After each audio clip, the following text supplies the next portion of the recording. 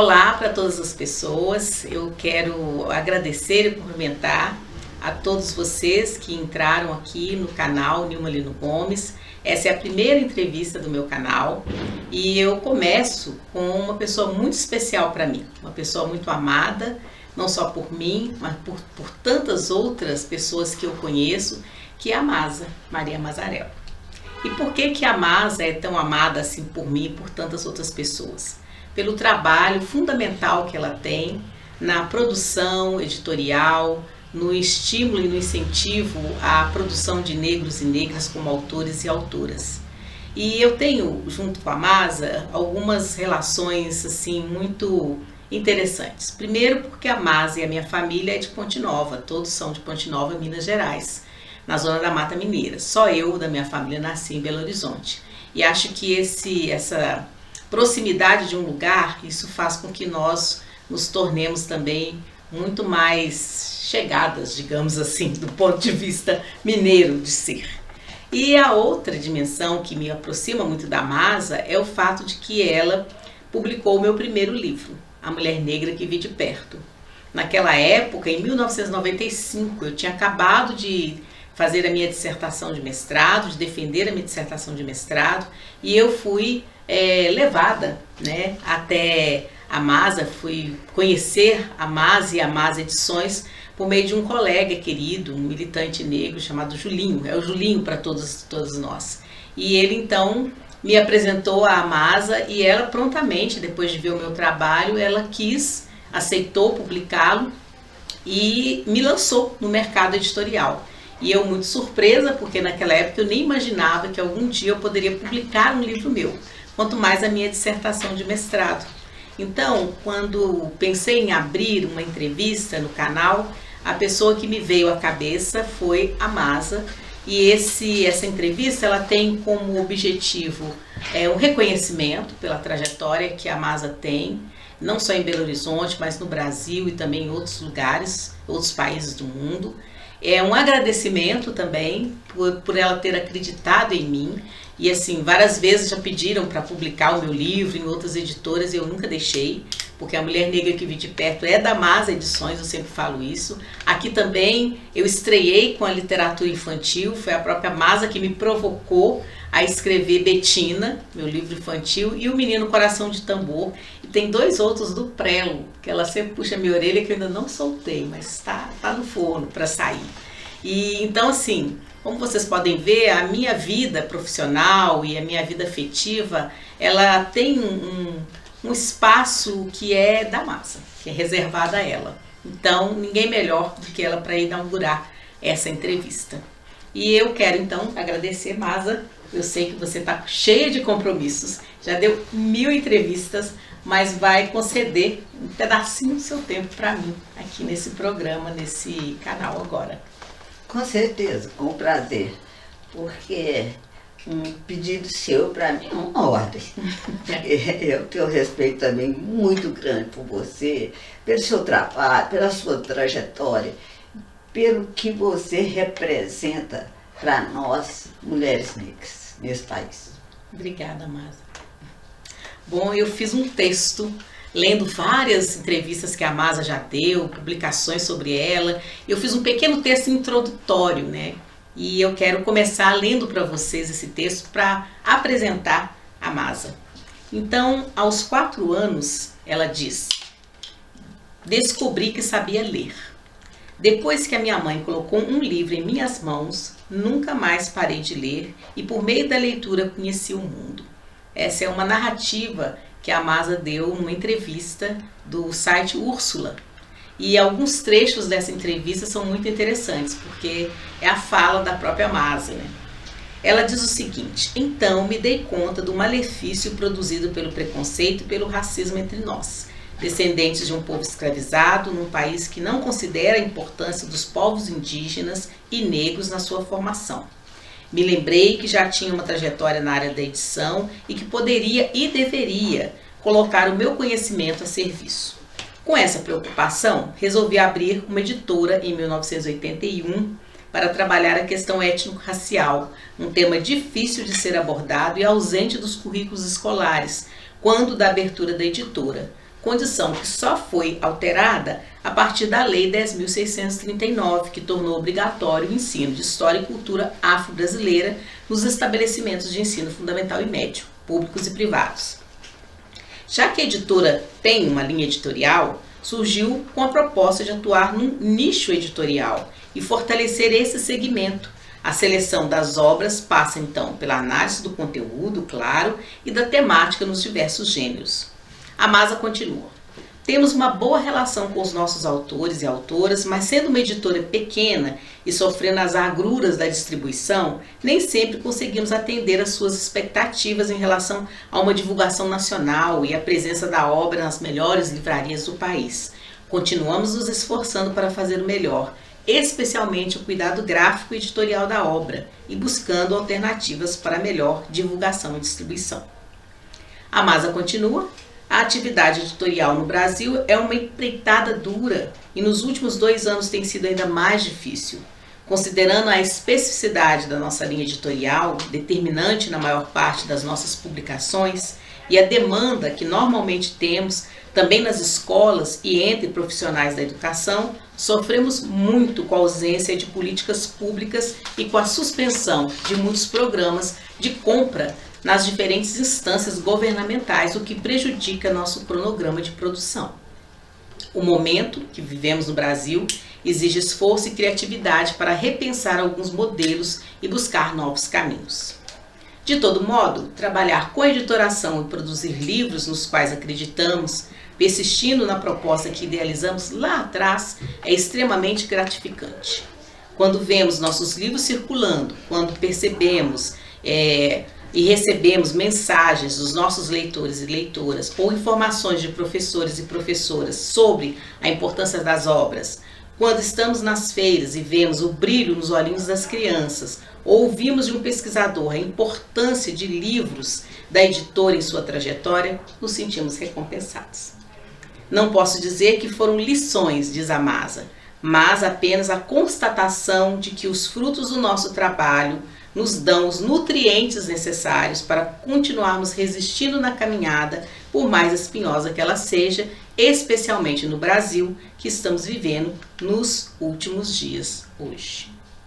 E assim, a Masa Edições, em Belo Horizonte, abriu um espaço que até então era um espaço quase que inexistia, nem quase não, inexistia, né, Masa? Esse espaço que você abriu em 1981. E Maria Mazarello Rodrigues, proprietária da Masa Edições, ela possui graduação em jornalismo pela Universidade Federal de Minas Gerais, em 66, mestrado em editoração pela Universidade de Paris 13, em 81, e atualmente é diretora da Masa Edições e tem experiências na área de comunicação com ênfase em jornalismo e editoração. Fundada então a partir da experiência acumulada por Maria Mazarello Rodrigues, como uma das fundadoras da editora do Professor e também da editora Vega, nos anos 60 e 70, a Masa Edições nasce em 81 e do seu projeto da própria Masa, intitulado Essa História Eu Não Conhecia, inspirado nas coleções Alô Claro, típica da Espanha após Salazar. Essas são algumas das informações e acho que nem todas as pessoas sabiam Essa História Eu Não Conhecia e como que ela tem a ver com a sua trajetória, né, Masa? E aí eu entro para a minha primeira questão com você, para a gente dialogar, que é que você disse então nas suas entrevistas, e eu abri falando isso, que aos 4 anos de idade, a sua mãe, a Marilis Pena Rodrigues, colocou um livro nas suas mãos e que desde então você nunca mais parou de ler. Então eu queria saber, você lembra que livro foi esse? Qual foi a sensação? Para você falar um pouco dessa experiência para nós. Olha, antes eu quero dizer o seguinte, quando se trata da temática da minha profissão hoje, da minha decisão da editora Masa, eu falo muito, então é preciso de me cortar. Então eu quero deixar isso bem claro e vocês à vontade. Mas o primeiro livro, realmente, os 4 anos. E a primeira lembrança que eu tenho do primeiro livro foi do Monteiro Lobato. Foi o primeiro a minha mãe trazia, na verdade, minha mãe é Marilis Pena, mas era mais velhinha, era chamada Peninha. Mãe de 9 filhos e muita dificuldade, ficou viúva com 9 filhos para criar. E então, numa terra assim, nossa cidade, especialmente no nosso bairro lá das Palmeiras, e Ponte Nova, na cidade, uma cidade muito racista, até hoje, né? Então a gente, minha mãe trazia, ficou viúva, com 9 filhos para criar, ela então foi a opção dela para criar esses filhos, para ajudar.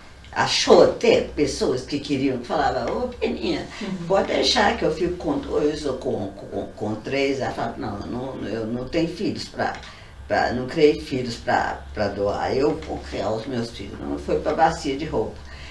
Eu acho que a história das mulheres negras, no modo geral, especialmente da nossa geração, são muito parecidas, porque nós somos filhos de mulheres ou lavadeiras, ou domésticas, ou muito sofridas, batalhadoras. Sim. Como são batalhadoras até hoje as mulheres negras, na verdade, nesse aspecto ainda temos que melhorar muito a nossa condição.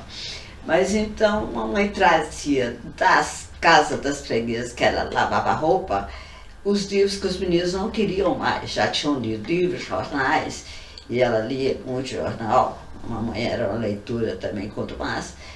E um dos primeiros livros que eu lembro foi o Monteiro Lobato, Reinações do Narizinho, a primeira edição, que me marcou muito.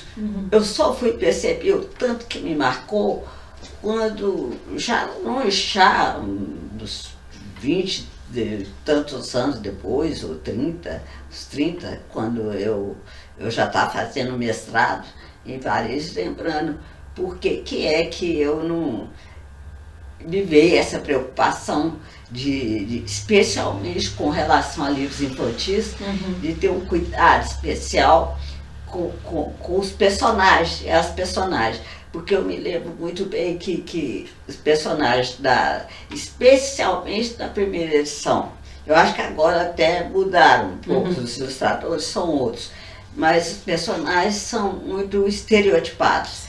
Negros, assim, primeiro eram todos empregados domésticos, a tia Anastácia e tal, o nariz de esborrachado, os olhos muito grossos, horrorosos, na verdade.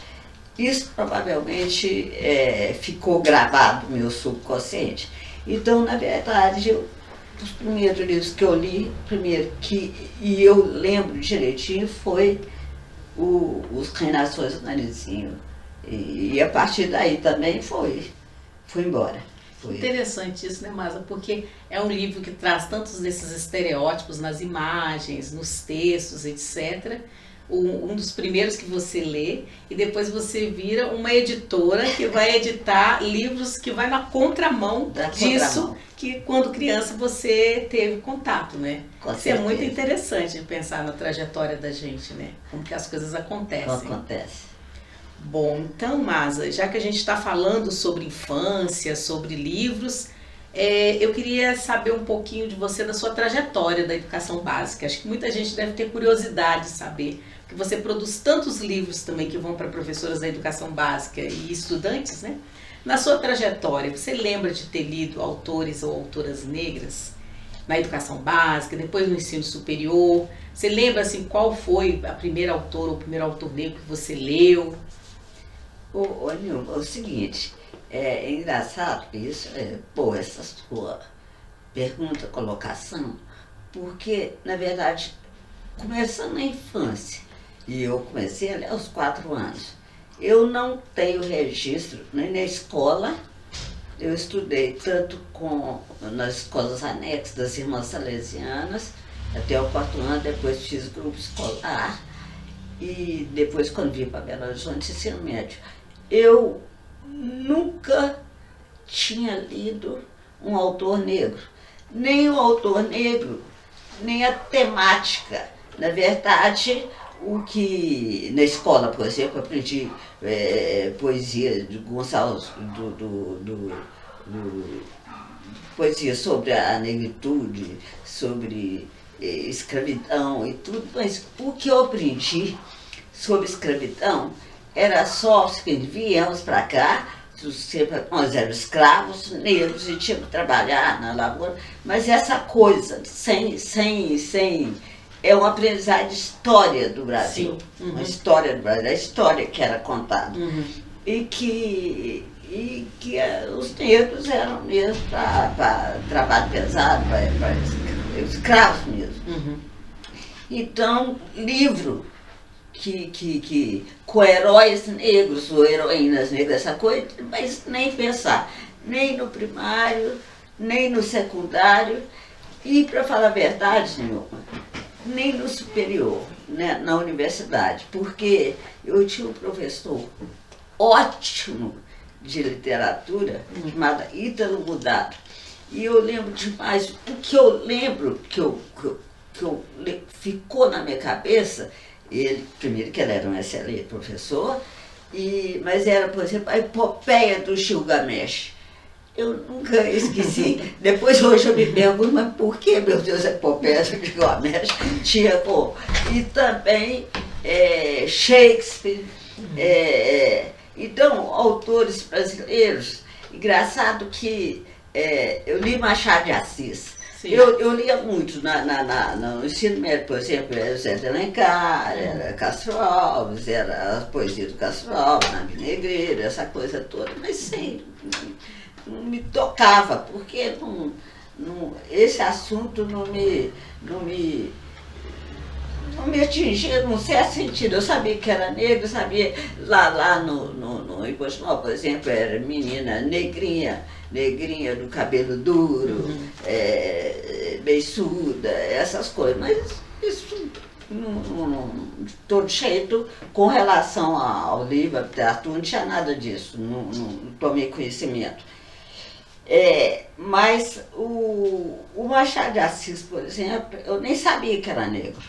Eu nem sabia, no meu tempo de... Então, na verdade, autores negros, mesmo na universidade, eu não... Lima Barreto, sabe? Lima Barreto, até que Lima Barreto era Cruz Estroso e tudo, mas sabia que eram autores negros, mas não era só questão da obra. Uhum. Então eu só fui tomar conhecimento.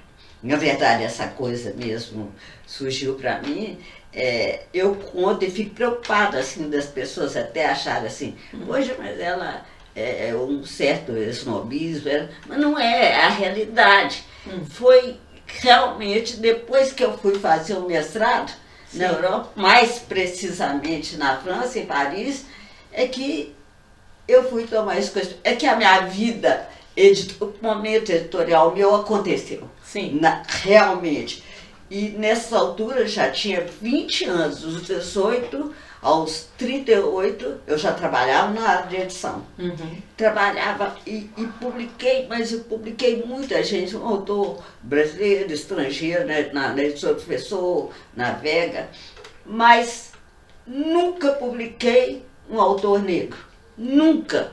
Nem isso me causava espécie, porque isso não passava pela minha cabeça. Sim. Essa coisa só foi acontecer quando eu fazendo os estágios. Eu fiz estágio obrigatório. Uhum. E era estudante na França, e estudante muita facilidade. Sim. Tudo muita concessão, então eu viajava muito. Então, França, Alemanha, Inglaterra, e eu pasmada de sentir, porque a minha preocupação era, na verdade, era voltar e trabalhar numa editora, trazer um conhecimento prático eu tinha na área de edição, mas a teoria, o científico básico, isso eu queria, mas voltar ao Brasil e trabalhar, né? Uhum. E que eu me dei conta que eu tinha um saber, eu já tinha saber, porque na verdade eu cuidava da produção, eu cuidava muito dessa preocupação nas editoras eu ajudei a fundar aqui. Mas eu tinha esse conhecimento. E lá eu falei, meu Deus do céu, autores negros, livro de literatura para criança, ilustrações belíssimas. Eu entendo disso na prática e tudo, mas é um saber, aí que me dei conta que era um saber que deveria estar a serviço daquilo que, na verdade, me incomodava desde criança, que eu não tinha consciência, mas incomodava. Eu falei, meu Deus, eu sei fazer livro, eu sei cuidar disso, eu cuido do livro, quantos livros já publiquei? Eu publiquei Bartolomeu Campos Queiroz, o primeiro livro de Bartolomeu foi na Vega, eu que cuidava das ilustrações e eu que preocupava. Como é que eu não... E na escola, aí e veio a questão da escola. Pô, nunca li um livro infantil na escola falando da gente, cuidando da gente. E na verdade o que eu aprendi, como é que a gente veio de lá, nós tínhamos escravizado, eu só sabia aquela coisa. Na verdade, eu também tinha lido um dos livros que eu li, foi o do baiano lá, que ele falava que o negro é dócil, que o negro não sei o que, essas coisas todas. Eu falei, não, eu vou... E aí acontecia que a gente, brasileiro, no exterior, estudante, junta muito. E naquele momento que eu cheguei lá em 78. Então, é o seguinte, 79, 80, estava pipocando aqui as questões do movimento negro, MNU, aquele ócio e tal, Leandro Gonçalves, e eles traziam, vinham as notícias, porque as notícias na Europa chegavam muito mais claras do que a nossa, porque especialmente quando eu tinha da universidade, até então, quando eu fui, ainda era... Quando eu cheguei lá, resquício ainda da ditadura. Então, não tinha essa... então, as notícias chegavam claras, bem diferentes das aqui. E os estudantes traziam. Então, tinha muita discussão do que estava acontecendo realmente. E eu fui ficando... aquilo foi ficando claro para mim. O que estava acontecendo no MNU, qual o papel do MNU, qual a importância de uma Lélia Gonçalves, Gonzalez, qual a importância de um Abdias do Nascimento. Isso, você vê Abdias do Nascimento, tomar conhecimento disso, na Europa tem condição, uma coisa dessa? E eu falei, aí foi amadurecendo, e aí chegou no ponto, no final do nesse meio tempo, a gente tinha nossa escola, nossa universidade foi a primeira universidade comunista da França. Então, nós tínhamos muito colega anarquista, colegas que já estavam trabalhando, tinha e nacionalidades, diversas nacionalidades. Especialmente africanos, aqueles africanos maravilhosos, que eu falei, nossa senhora, olha, meu Deus, agora que eu estou conhecendo um negro autêntico, um negro. Então, eles traziam informações, as últimas ditaduras estavam caiu Portugal e Espanha.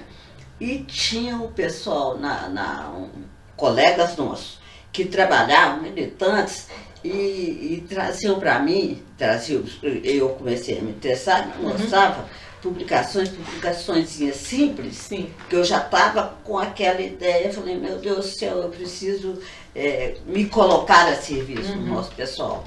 Então, era uma coleçãozinha chamada Alô Claro, da Espanha, um colega nosso, o Júlio, e que falava assim, tratava assim,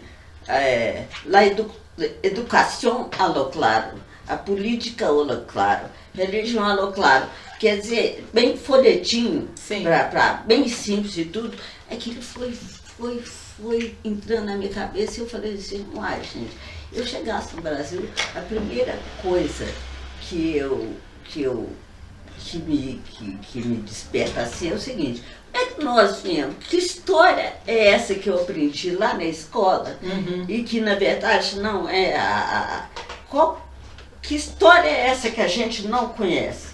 E foi aí que me partiu a ideia de vou começar fazendo uma coleçãozinha dessa, simplesinha, fácil, preto e branco, ilustradinha, e aí veio e falei assim, essa história, mas é história que eu não conheço, essa história eu não conhecia. Ah, que ótimo. E aí, nessa altura, ou seja, eu fui com um colega meu, Paulo Bernardo, e ilustrador, um cara foi que tinha sido meu aluno, mas nós fomos juntos, ganhamos uma bolsa junto. Tanto que nós fizemos nosso trabalho de mestrado, a nossa tese de mestrado junto. Então, é o seguinte,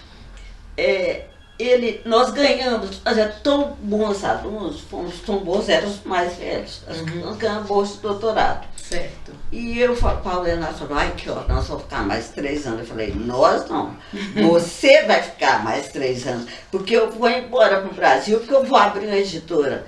E outra coisa, vou abrir uma editora e a primeira publicação da minha editora vai se chamar, eu vou fazer uma coleçãozinha igual essa louca, baseada nessa, com a mesma ideia. Essa história eu não conhecia. Foi assim que surgiu. Foi surgiu. O Paulo Bernardo falou, você tá doida? Primeiro é o seguinte, você vai voltar para você não tem emprego, você ainda vai trabalhar. Fica aqui, faz doutorado, você vai chegar lá arrebentando a boca do balão, vai trabalhar numa grande editora. E você também tem dinheiro, você não tem nada. E eu falei, eu não tenho nada, eu tenho ideia na cabeça e uma vontade, eu não quero nem saber. E vou trabalhar com a temática, nossa temática, que nos procurar autores negros, vou procurar ilustradores negros, voltar para o Brasil, abrir o editor. Não aceitei a bolsa, voltei e 2 anos depois, em 81, para abrir a editora. Agora, Nilma, é o seguinte, eu voltei e falei assim, aquela coisa, a Europa dá pra gente, né? E eu falei assim, vou publicar a intelectualidade negra. Você tá entendendo? Eu cheguei, a editora aqui na porta, aqui na Pompeia, que era beirada de favela, como diz meu irmão Eustáquio, falou assim, se é editora de porta de favela, porque o asfalto terminava ali embaixo já era favela, é o Alto Veracruz, é a favela, é a coisa do Brasil, que assim, vai empurrando, eles vão lá pra cima, Alto Veracruz, e aí vai embora, mas terminava aqui. Aí, a intelectualidade brasileira não sabia quem era Amazonas, nem Amazonas e Maria Brasileira. Quem que eu conheci de intelectualidade brasileira? Especialmente a intelectualidade negra. E como é que você se virou nessa Mas eu me virei pelo seguinte, o que me ajudou, e eu conto isso, eu devo isso a eles, é a loucura dos poetas. Porque poetas são os loucos maravilhosos. O mundo precisa de mais dos poetas. Por quê? Eu não tinha dinheiro, mas eu sabia imprimir, eu tinha tudo, arrumei uma maquininha tudo velha, usada, mas eu sabia uma maquininha de imprimir. E também uns amigos aqui, a gente é amigo dos amigos editores Faria, Etelvin, Emeli, que me ajudaram, também me ajudaram, não foi? Eu não foi sozinha, não. E tempo algum foi sozinha, sempre com a ajuda. Sim. Aí o que acontece? Como eu sabia de gráfica, e poeta é muito maluco, poeta é assim, ele quer publicar. Poeta quer publicar. Então eu fazia os livros, eles faziam, tinha as gráficas, tudo fazia mais caro, não, eu fazia bem barato, o mais barato possível. Com o dinheirinho que eu recebia deles, eu aplicava naquilo que eu queria fazer, a coleçãozinha. Mas essa coleçãozinha, de todo jeito, também foi uma batalha, porque na medida que eu abria mais edições, o primeiro, e gráfica, os meus primeiros clientes são o povo do movimento negro. Você está entendendo? Foi legal, mas é assim, não de amor e ódio. Porque o Marquinhos Cardoso sabe disso. Eles vinham e na hora de pagar eu fazia. Na hora de pagar, eles falavam assim, não, mas não, você não abriu uma editora para mexer com a calça negra? Eu falei, abri a editora para a calça negra com qual dinheiro? Com qual dinheiro? Eu tenho que receber para poder, eu tenho que comprar papel, eu tenho que comprar tinta, eu tenho que pagar quem ajuda aí e tudo. Não, mas era uma batalha. Marquinhos Cardoso, Dalmir, Assunção, a turma era. E uns não queriam. E também o seguinte, uma turma não queria. Eu sou grata aos movimentos negros, do modo geral, sabe, das diversas facções. Porque todos eles vinham fazer comigo. Uns achavam que eu devia fazer. Marquinhos, então você só pode trabalhar por MNU. Eu falei, eu não posso, Marquinhos, eu tenho que trabalhar por leque. Entende? Então, com eles, o MNU, o Movimento Negro levou a Massa Edições para o Brasil. Foi a coisa o trabalho da Massa Edições. Aí eu fiquei conhecida em São Paulo, eu fiquei conhecida na Bahia, tanto que a primeira livrinho de história eu não conhecia, foi baseado num trabalho que a Mundinha, a Raimunda fazia lá no, acho que é Bahia ou Maranhão. Ela era amiga da Lourdinha, é uma freira, ainda, eu acho que ela ainda é ainda. Que eu conheci aqui, foi o primeiro textinho dela, primeiro dele. Eu cheguei a fazer 4 no Jorge Pousada, me ajudou muito o pessoal do Movimento Negro. E o que acontece? Nessas alturas, eu fiquei lembrando, sempre eu estou a primeira autora negra que eu tinha publicado, eu lembro que eu conhecia a Maria de Lourdes Siqueira, a Lourdinha Siqueira, que tinha defendido uma tese lá na França também, isso. E com nota máxima, sucesso amado, sobre a questão dos orixás. Agô, Lonan. Então, eu conheci a Lourdinha e a Raimunda num simpósio, numa reunião aí no interior, acho que é Brumadinho, e ela falou assim, você vai publicar eu já tinha as edições. E eu fui, alguém me falou da Raimunda e eu peguei o textinho já tinha pegado e feito. Então, a partir daí, o que acontece? Foi, Nilma, uma luta, porque, na verdade, o que eu fazia em termos de publicação, primeiro, eu tinha dificuldade, a autora, os poetas, para mim, não tinha questão de cor, não, negro, branco, eles tudo me ajudavam e pagavam. E ilustrador negro, eu queria fazer livro infantil, eu pergunto se eu tinha ilustrador negro. Além de eu não conhecer, e que eu conheci os ilustradores, claro, branco, nenhum deles tinha, sabia, nenhum deles. Eu falei, na verdade eu ainda tive que, no CES seguinte, não é formar, porque ilustrador é artista, mas trabalhar com provocar, né? Exatamente. Então também foi dificuldade. E aí, a partir de determinado momento, na verdade foram 20 anos, de 91, 2001, a Más Edições, para que as publicações dela, o que ela fazia, entrasse na escola, foi pela porta dos fundos, porque era uma dificuldade danada. Na verdade, eu não fui a primeira editora negra brasileira, na verdade. Eu peguei uma bandeira que estava caída. Já tinha o pessoal, o cara que publicou Machado de Assis, a primeira também era negro. Então, eu não fui a primeira. E tinha o pessoal de São Paulo, que já estavam ali. Mas você foi a primeira aqui em Minas. Mas aqui foi Minas a primeira e Belo em Minas. Horizonte, né? Foi a primeira, sim, de Minas e Belo Horizonte. E o mundo editorial, na verdade, brasileiro, era branco. Como ainda é. Ainda é. Ainda é. Então, é o seguinte, esse negócio de negritude e uma mulher, sendo uma editora mulher, aí então, se eu fosse uma mulher poderosa e rica, que tivesse muito dinheiro, ainda talvez assim ajudasse mais, mas não tinha nada disso, né? Então, e na Pompeia era aqui mesmo que eu queria. Você está entendendo? Você sempre ficou aqui, Era né, sempre. Sempre, né? Então, o que acontece? Alguém, não sei quem, me chegou das pessoas uma proposta de um Edmilson de Almeida Pereira e Nilma Lino, era a Núbia. Sim. Núbia.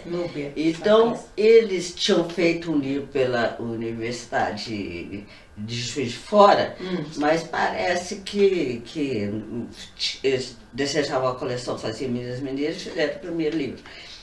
E eles não... O livro, eu acho que ficou mal feito, ou foi pouco, alguma coisa, me procuraram. O Edmilson e a Núbia. Então, foi o primeiro livro deles. E a partir daí também, o que aconteceu? Tinha as professoras aqui, tinha umas professoras negras que já batalhavam. Então era Patrícia Santana, Benilda, esse pessoal todo movimentando e tal. E esse pessoal, com esse pessoal, esse negócio de movimento negro, com o movimento trouxeram. E também o seguinte, na realidade, o primeiro livro que eu fiz para a professora, porque me interessava fazer livro para a professora negra, trabalhar na sala de aula com as crianças, porque não tinha, na verdade isso realmente não tinha. E também livro infantil. Então, na verdade, o primeiro, depois do Edmilson, que era outra questão, que era dos Arturos, foi a dona Nilma Lino Gomes com a professora negra que eu vi de perto. A mulher negra que eu vi de perto. Então, isso aí foi assim, foi uma abertura, na verdade. Porque eu não sabia disso? Que meu livro tinha sido um dos primeiros? Mas foi. Você, seu primeiro, e da Consuelo. E depois da Geni Guimarães, que foi... foi da Geni Guimarães, realmente, das primeiras que eu publiquei. Então, isso, com a questão da Lei 10.639, 20 anos depois, porque foi em 2002 que Lula assinou a Lei 10.639, foi em 2003. 2002, que as eleições entrou na escola pela porta da frente. E as nossas publicações, por exemplo, a prefeitura, que hoje, a hora que faz a prefeitura de Belo Horizonte, quando começou o programa de mochilinha escolar e tudo, na verdade, os primeiros livros da questão que ela comprava foram os As Edições. Então, hoje, quando eles novos, chegou a comprar 10 títulos, 20 dos que eu tinha publicado, hoje pega 2 assim, eu falo, poxa, eu que sustentei isso que abriu o programa. Que abriu o programa. Agora, outro detalhe também interessante foi a questão das ilustrações. Sim, e aí? Porque acontece o seguinte, eu batalhando. Então, eu tive uma experiência muito interessante com o autor da nossa coleção de reconto das histórias infantis, Walter Lara, um grande ilustrador. Eu tinha dificuldade de pagar. Ilustrador é caro. Então, eu tinha muita dificuldade. Então, é o seguinte, eu fui no editora, na Compor, do Alencar, era Alencar Mairink, e vi uma ilustração do Walter Lara, nos livros lá, falei, nossa, maravilhoso. Eu pensei assim, poxa, esse aí eu gostaria de... Aí conversando com o Lourdes, ele falou assim, ó, você pode fazer contato com o Walter Lara, porque ele é um cara que eu falando da minha questão econômico-financeira, ele dá para você conversar. E aí eu fui conversar com o Walter.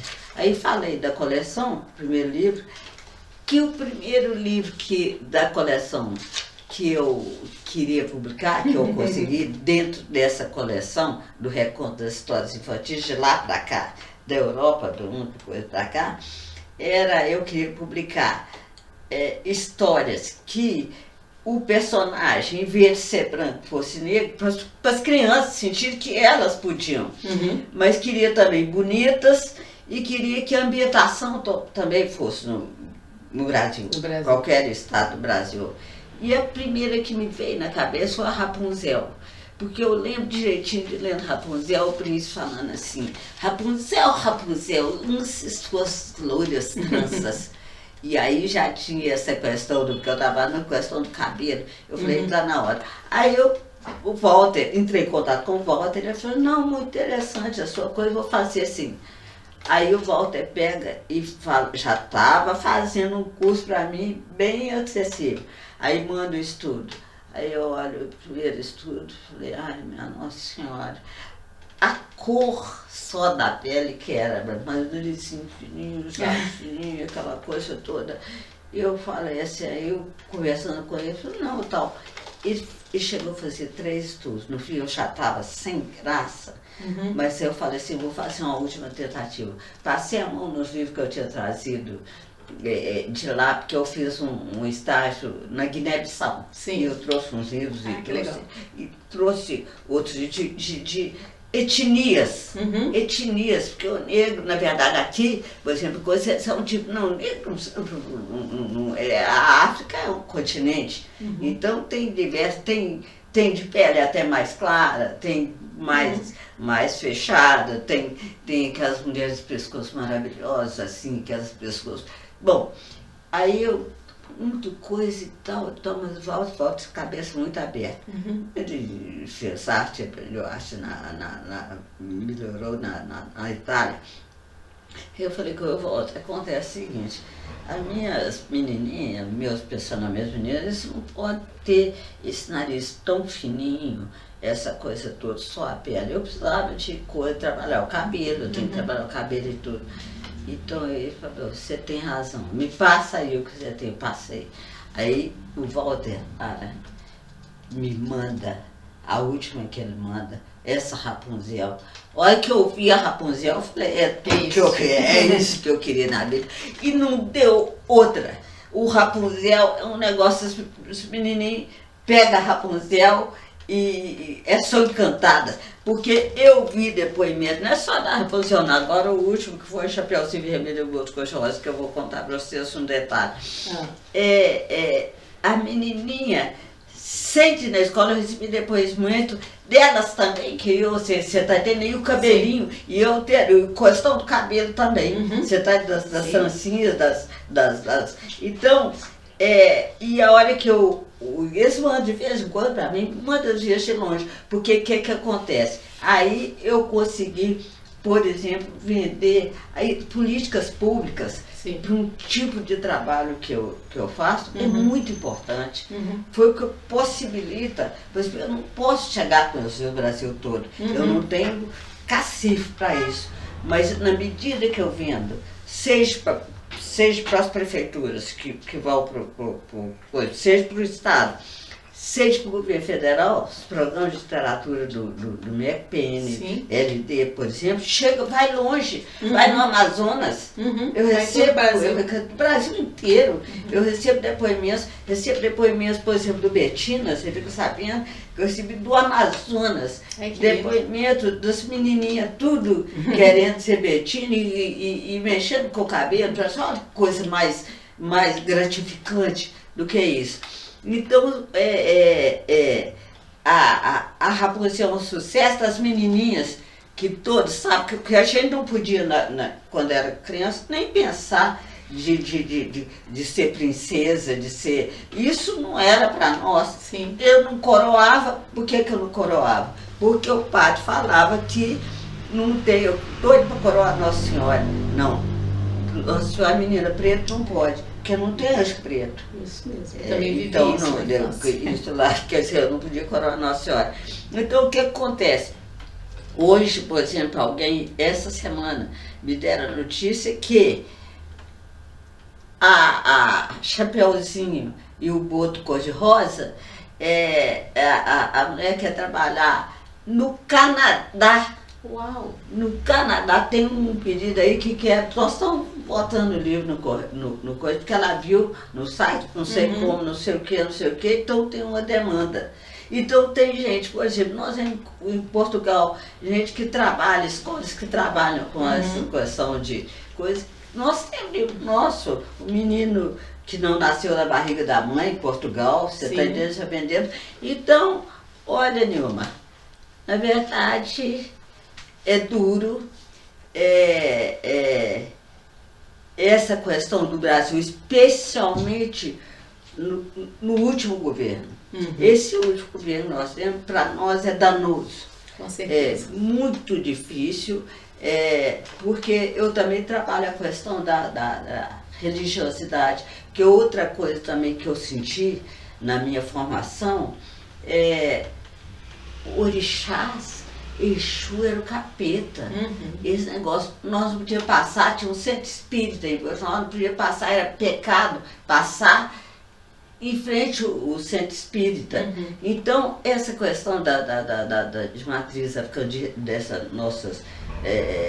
da nossa religiosidade, isso eu fui totalmente aculturada. Isso para mim, você está entendendo? Eu falava, meu Deus, olha que eu fui esperando o Parídio do Siqueira, que passou muito isso, os orixás na vida dos que neles acreditam, da importância dos orixás, do que representam, então eu trabalho muito isso, especial, mas eu tenho preocupação com a criança, porque na verdade a criança não nasce com preconceito. Não. Ela não nasce, ela atrás de casa e aprende na escola. Aprende, que ela tal.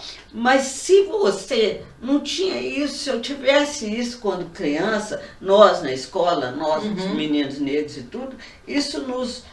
Você está entendendo? Sim. Eu trabalho muito com essa autoestima. Era uma outra formação de geração, né? Porque nós temos uma geração, várias gerações sem essa discussão.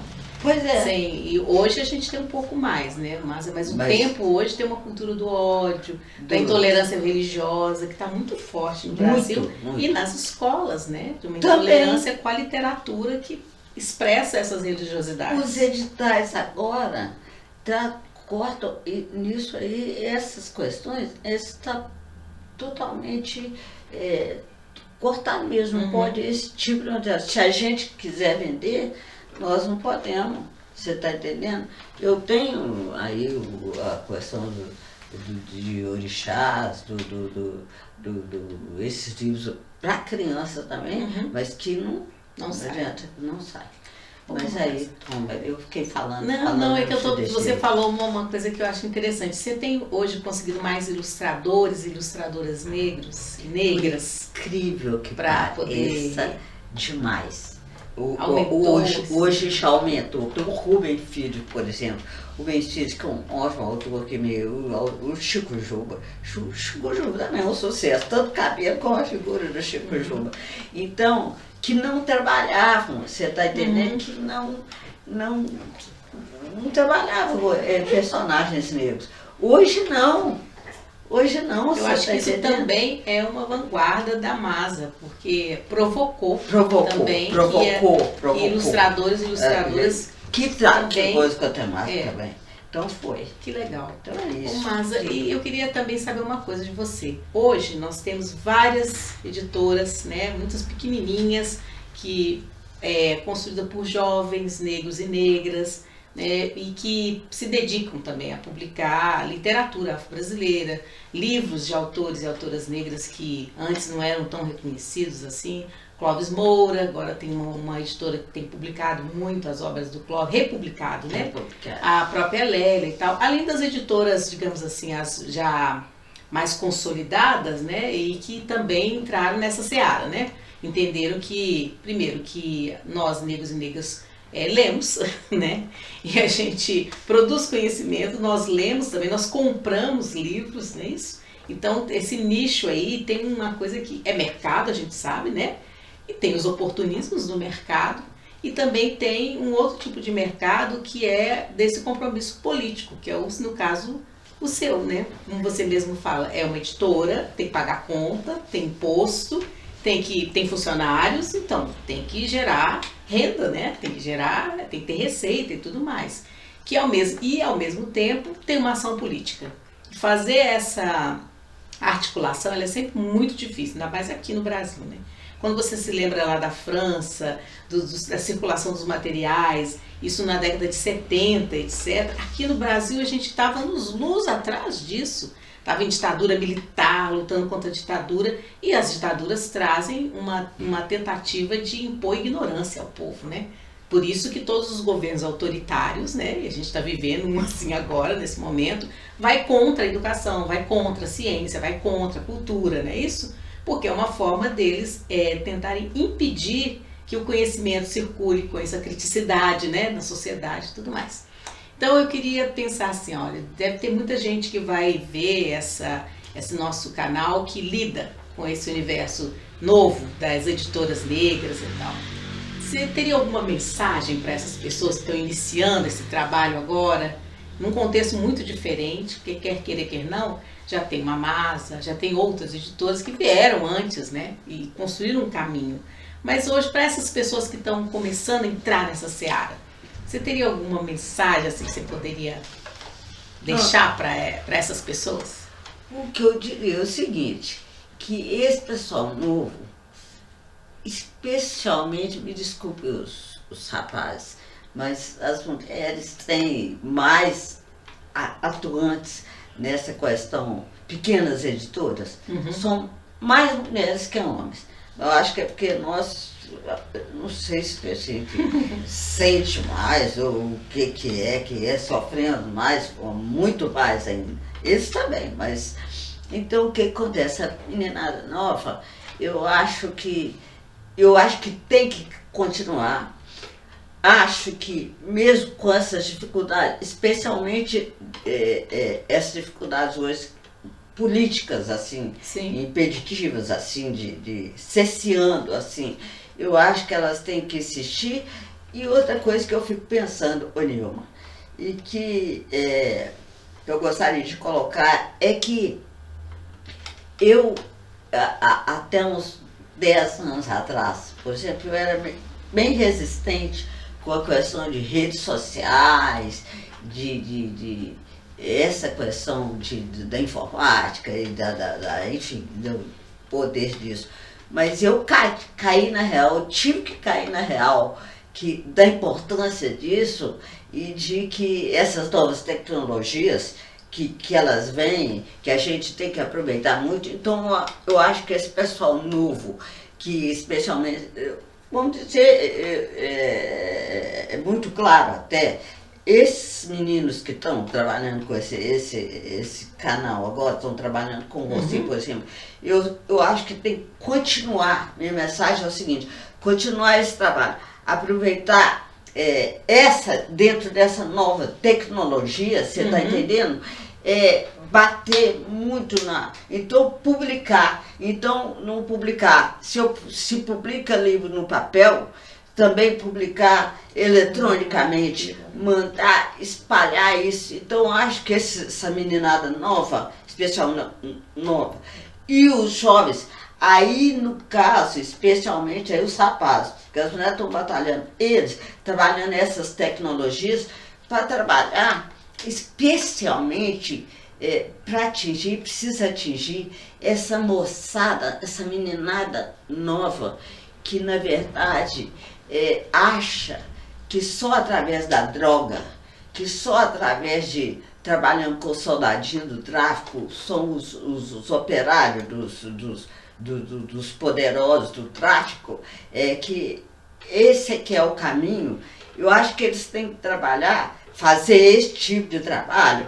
E mensagem, a gente trabalhar na coisa, especialmente contando com vocês, intelectuais e que escrevem, escritores, trabalhar esse povo nosso, essa meninada nossa, porque nós, tá certo, foi em 1888 que, em princípio, a Lei Áurea, essa Lei Áurea, essa liberdade, entre aspas, que nos deram, nós continuamos até hoje sofrendo vivendo determinadas situações, vivenciando, que não teria cabimento mais, não tem mais. Você entrar numa condução, entra no metrô, aí um branquinho qualquer ali, que nem branco autêntico é, porque não tem brasileiro. Brasileiro acha que é ariano e não é, porque na verdade, o que é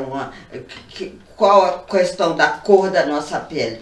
A cor da nossa pele, a nossa cor, nós nem somos. Porque só que esses crioulinhos, essa cambagem de negro, nem isso nós não somos totalmente brasileiros. Como eu falo com você, eu fui conhecer realmente, me dar conta da beleza do negro, da beleza do negro, da cor da pele, lá na Europa apenas os africanos, porque nós somos tudo, como disse você, basanê, nós somos tudo misturado. Então o brasileiro, de modo geral, os branquinhos também, que se acham branquinhos, e acha que pode, no metrô, falar assim, você é fedorento, você... Hoje, então, hoje, quantos tempos nós temos de 1888 até cá? Então, a gente tem muito trabalho ainda para fazer. Eu falo, a hora que eu for, e eu já estou com 81 anos, uma coisa que me deixa, até num certo sentido, eu falo, não, pelo menos eu plantei, eu semeei também, porque eu peguei uma bandeira quase também que já estava lá no chão. Mas eu tenho certeza que eu semeei. Então é preciso semear. Nós temos muito trabalho pela frente ainda, viu? Nesse país, você está entendendo? Então a nossa moçada, nossos meninos que pensam, nossos meninos batalhadores, como dessa equipe, por exemplo, que eu estou falando, se me desculpe, não corta isso não. Não corta isso na hora da exploração, não. Mas é muito importante esse trabalho, sabe? Sim. Umas mulheres como você, como a Benilda, como o Consuelo, como vocês também, quer dizer, uma geração mais de vocês e outra de hoje também precisa, nós temos que continuar trabalhando. Se Deus quiser, quero trabalhar até o último suspiro, você está entendendo na questão? Eu acho que precisa, porque eu acho que a gente ainda vai levar, para a gente melhorar essa coisa nesse Brasil, pelo menos 50 anos ainda. Ainda demora, né? Ainda demora. Então é isso. Estamos na luta. Estamos na luta, mas a luta continua. Sempre. Masa, muito obrigada pela sua narrativa, por contar pra gente um pouquinho da sua história aqui no canal. Eu tenho certeza que muita gente se encantou e descobriu um outro lado da Masa que talvez não conhecessem, né? Também uma outra história que não conhecia, né? E eu acho que as pessoas que estão assistindo o programa poderiam entrar no site da Masa Edições, não é isso? Sim, o site é www.masaedicões, né? masaedicões.com.br. Então, www.masaedicões.com.br. Sem os acentos, sem nada, né? E eu acho que é muito bacana entrar, conhecer o material, conhecer o catálogo, comprar, né, gente? Adquirir. Também. Nós temos que fazer circular o Black Money, como diz. Nós temos que fazer circular entre nós também.